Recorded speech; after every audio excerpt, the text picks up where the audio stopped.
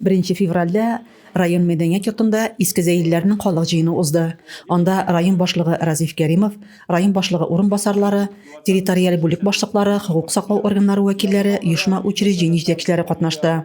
Разиф Кәримов иске зәйдә яшәүчеләрне шәһәр районының һәр тармагының социаль-икътисади үсеш күрсәткечләре, шулай ук республика һәм муниципаль программаларының тормышка ашырылуы белән таныштырды. Весной я всего только единственное пожелал. Язгы кыр эшләрендә егетләргә чирләмичә эшләгез дип фатиха бирдем.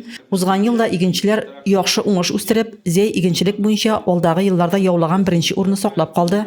Уңыш гектарыннан 49 центнер булды ди Разиф Кәримов.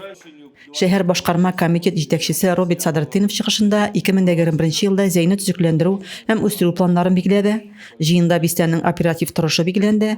Һәр учреждение оешма җитәкчеләре үз юнәлешләре буенча чыгыш ясады. Очрашуга Разиф Кәримов йомак ясап, җыелышларның узган елда башкарылган эшләрен тирәнтен һәм төрле яклап чагыштыру, җирле үзидарә эшендә уңай моментларын яклы бәяләү, аларны алга таба хәл итү юлларын билгеләү өчен яхшы мөмкинлек булуын билгеләп үтте. Рәзимә Кашапова, Юлия Казамарова, Александр Тимофеев, Зәй хәбәрләре.